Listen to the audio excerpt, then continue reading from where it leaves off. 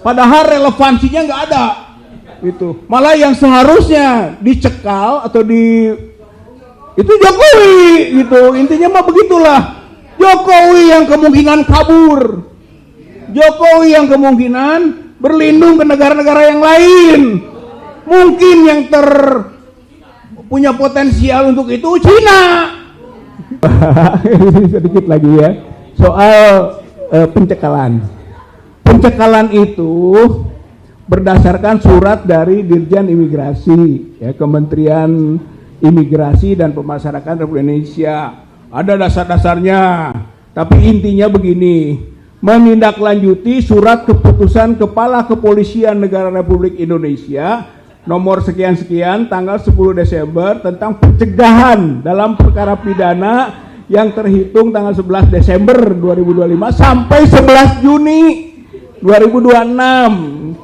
Dengan ini disampaikan penarikan sementara paspor RI atas nama saudara. Jadi langsung minta ditarik paspor. Itu ya. Mohon kerjasamanya menyerahkan paspor RI kepada kantor imigrasi, ya, atau kantor imigrasi terdekat dengan domisili saudara paling lama 3 hari setelah saudara menerima surat pemberitahuan. Itu ya. Untung saya punya paspor.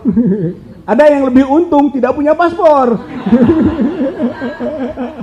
Pak Rustam, apa yang mau diserahkan? Jadi intinya gitu kan, kita harus menyerahkan paspor. Kita agak senyum juga, memang tidak punya agenda ke luar negeri, apalagi kabur. Apalagi kabur, rugi kalau kita kabur. Ya kan? Apa gunanya kita ke luar negeri, orang urusannya di dalam negeri kok, belum tuntas urusan ini, gitu. Malah harus ada di sini, gitu kan, untuk itu, gitu. Satu, aneh. Gitu. Yang kedua, memang paling kalaupun ke luar negeri, saya itu ke Mekah, ya, kalaupun itu, tapi Mekah itu bukan luar negeri. Asal orang menyangka itu bumi umat Islam, gitu kan, intinya itu ruang ibadah, begitu. Baru kemarin pulang umroh, ya memang ada agenda, ya insya Allah mungkin 2 atau 3 kali sampai 6 bulan ke depan untuk umroh. Tapi umroh itu bukan jamaah, kebetulan membimbing jamaah, gitu. Ya artinya terhambat kan proses itu, ya dirugikan lah atas peristiwa ini. Sampai kegiatan ibadah, ya baik membimbing maupun yang dibimbing sama-sama ibadah. Berarti dengan pencekalan dan penarikan paspor ini maka menghalangi ibadah. Gitu. Saya kira ini poin penting. Padahal relevansinya nggak ada.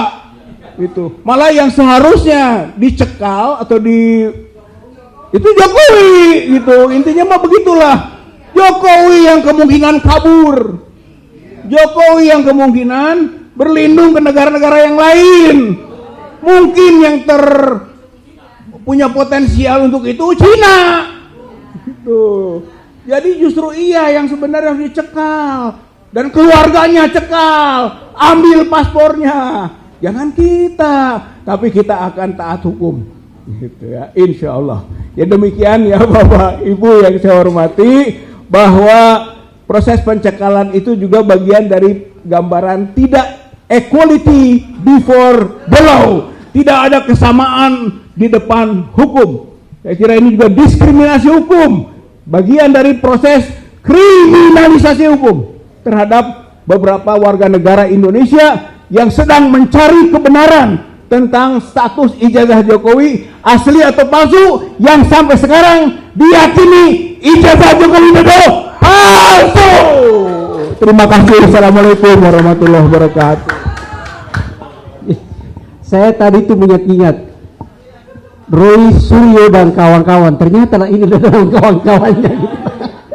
Padahal informasi saya dapat Bu Kurnia, Mas Rustam dengan Bang Rizal baru kenal juga dengan Mas Roy gitu loh. Jadi ternyata dan kawan-kawan itu cepat sekali gitu ya. Oke, ke Mas Rustam ini yang ikut melihat. Kalau itu kan dilihat, diraba, diterawat, dinikmati. Kalau belanja, tapi ini kan ijazah bro. Cukup dilihat ya. Silakan ke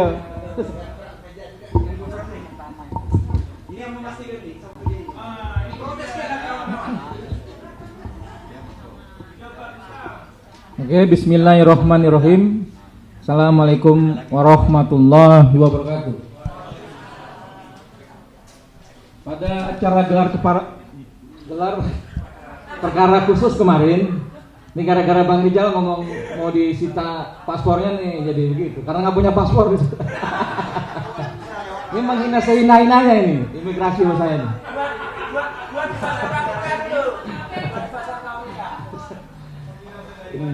Saya salah satu yang ada di ruangan itu. Saya sedikit cerita. Sepertinya Jokowi megang banyak ijazah ini kayaknya. Saat itu saya bilang sama polisi-polisi dan kawan-kawan yang lain, kalau saya bukan seorang kuasa hukum, saya nggak ngerti hukum. Saya ini aktivis. Yang saya bicarakan adalah apa yang saya tahu dan apa yang saya rasakan gitu. Jadi ketika berkepanjangan berdebat, berdiskusi, kita pada titik akhirnya aja. Polisi akan membuka yang katanya ijazah yang disembunyikan udah bertahun-tahun ini gitu. Nah, kami agak was-was juga ini kan. Dan kuasa hukumnya Jokowi juga was-was juga gitu kan. Agak dia si anaknya Otto agak kanan kiri ya kan. Saya juga kanan kiri biar kalau sama kan gitu. Nah ketika mulai dibuka itu ada rasa was-was lah gitu. Akhirnya dipotong lah, dibuka lah itu semua, digunting dan suruh hadir. Setelah dibuka itu, wah bergerombol ke sana. Itu memang saya ada di situ, itu tidak boleh disentuh. Tidak boleh difoto, cuman diletakkan di atas meja. Nah, jadi saya juga bingung ini polisi ini mau ngapain ini gitu loh. Jadi pas dilihat itu, yang moto pun dari polisi gitu loh, dari jarak jauh lah dari depan sana gitu loh. Nah, ketika dilihat itu polisi agak-agak wah bangga lah, wah ini ada bukti ini asli segala macam gitu kan. Yang di depan juga kita agak-agak diam juga, terdiam. Pas ngelihat itu diam juga, saya tambah was-was lagi. Waduh, ini pada diam juga nih. Akhirnya saya dipanggil sama Bang Kosinudin. Bang Ustam sini lihat-lihat. Ya mau nggak mau deh saya bangkit dari duduk saya. Dengan sangat terpaksa, ketika saya dekat-dekat, ada jarak 1 meter, saya belum melihat, cuma saya intip aja tuh. Saya intip, ya fotonya foto yang kemarin. Artinya saya bilang sama polisi, Pak polisi ini mah palsu, itu bukan foto Jokowi. Lihat ada mulutnya, kacamatanya. Polisinya tadi senyum-senyum agak bingung juga ngadepin saya gitu.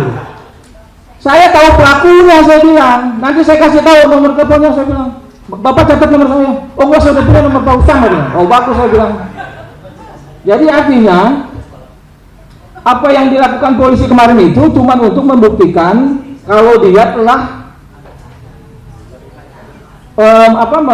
menyimpan alat bukti gitu loh, menyita alat bukti, bukan menyatakan itu palsu apa yang dikatakan oleh kuasa hukum Jokowi, bukan nyatakan itu asli, apa yang dinyatakan kuasa hukum wah itu asli, mereka diam, enggak, bukan itu.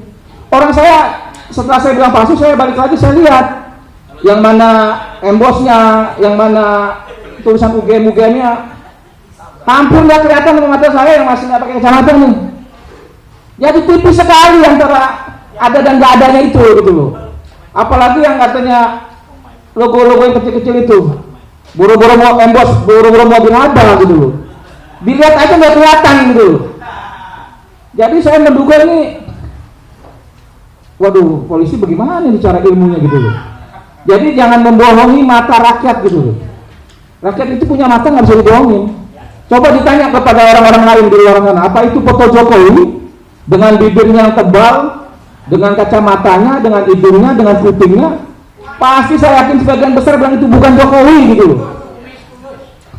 Kumisnya juga tipis, coba aja diedit tarik kumisnya ke sini pindahin ke Jokowi muda kan pasti nggak ketemu gitu loh.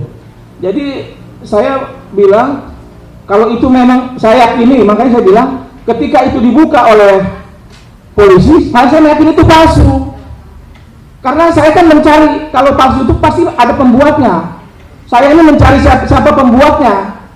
Kemarin saya ketemu kawan saya, bilang kita ini berperang dengan kawan-kawan kita sendiri yang membuat ijazah itu gitu loh. Nah inilah yang akan kita jejaki. Makanya saya selalu sebut Eko Sulistyo. Lo tampil Eko. Kami menduga Eko Sulistyo, Ketua KPUD Solo, terlibat dalam ijazah palsunya Jokowi. Temuin tuh Mas Indro Cahyono, tapi kan sampai saat ini nggak tampil-tampil si Eko itu. Jadi artinya, apalagi tadi melihat alat bukti yang dibawa oleh Mas Roy.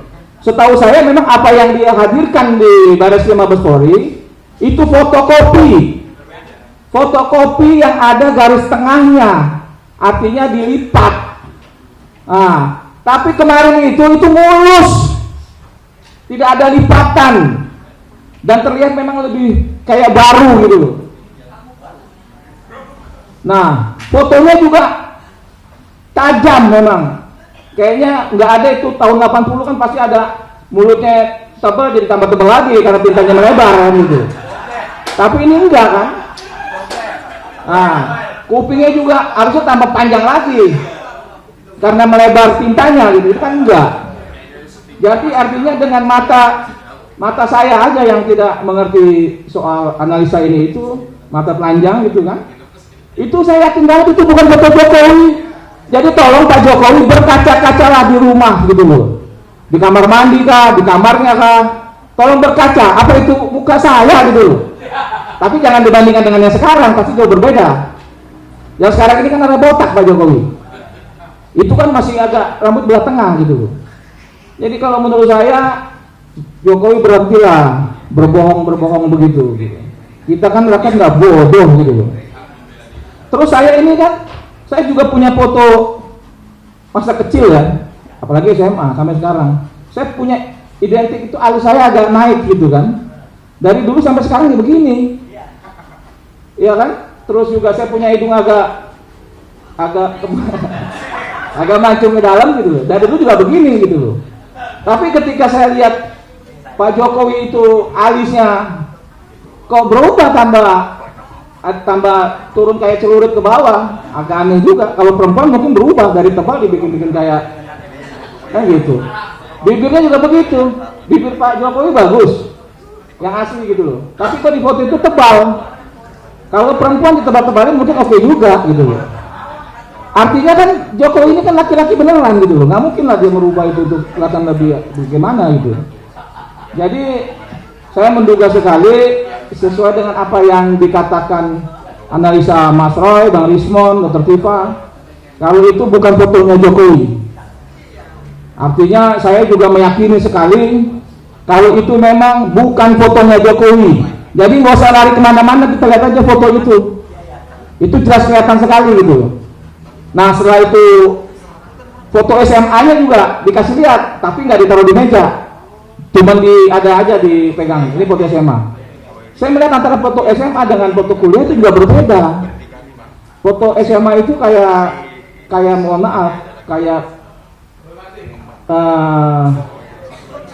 agak gondrong, kayak putih-putih begitu kulitnya kan, kayak keturunan Chinese begitu. Tapi kalau yang ini kan, yang dilihat kemarin kan kayak jauh banget gitu, memang jauh banget gitu, jadi aneh lah. Nah terus tambahan saya itu mengenai ada kawan juga, rekan-rekan kuasa hukum yang sampai menangis gitu. Itu lucu juga, kalau saya bilang mah ibu lebay. Jadi nggak, pas dulu saya bilang juga, ibu ngapain ibu nangis-nangis lihat foto Jokowi, lihat ijazah Jokowi, dia bilang gitu kan. Yang bilang ini asli, saya bilang itu fotonya beda. Oh iya emang fotonya sih beda, dia bilang gitu. Jadi apa yang dikatakan ibu itu, kalau menurut saya ini kelebayang seorang perempuan aja lah. Jadi jangan orang juga wah dibikin begini langsung Bang Egy dibilang katanya percaya ijazah saya palsu. Saya rasa nggak percaya juga Bang Egy ijazah saya palsu itu ibu itu aja yang lebay, saya bilang begitu. Nah, kira-kira saya sampai hari ini saya masih mencari tahu gitu loh. apakah ijazah Joko itu dibuat di pasar pramuka apa bukan? Ya kawan-kawan saya masih mencari orang pembuatnya. Jadi saya bilang sama kemarin di acara itu, kalau kalian mau memenjarakan kami dengan kata itu ijazahnya asli, tapi sedangkan pembuatnya itu aja berkeliaran, masih berkeliaran, saya bilang. Artinya itu ada yang buat ijazah. Nah, sekarang kalau kita bandingkan dari yang saya bilang pertama kali dikasih di Bareskrim, fotokopi ijazah Joko itu berbelah, ada garis lipatan. Tiba-tiba kemarin saya lihat itu ijazahnya itu mulus, masih bersih. Saya menduga ijazah Jokowi yang dikasih lihat di Bareskrim fotokopi itu dengan yang kemarin apakah sama? Jangan-jangan ini saya menduga dibuat lagi nih. Seharusnya ada lipatan dong saat itu, saat diperlihatkan kemarin. Harusnya ada lipatan tengah, ini nggak ada. Apa karena lagi rame-ramenya ada emboss, watermark gitu kan? Ditambah lagi dibikin lagi supaya sama. Karena disimpannya cukup lama ini. Dia, kalau saya bilang sih mungkin diduga ada maksud lain untuk menyembunyikan terlalu lama gitu kan. Entah dengan cara-cara apa kita nggak tahu karena dia punya kekuasaan untuk itu gitu loh. Tapi artinya itu menurut batin saya itu barang yang berbeda antara yang diperlihatkan oleh Bareskrim dengan yang diperlihatkan kemarin. Karena di Bareskrim itu ada lipatan agak-agak kotor sedikit, di Polda kemarin mulus. Kalau dilihat di sana ada iler-ileran bekas fotokopi, sini nggak ada gitu. Jadi itu saya rasa itu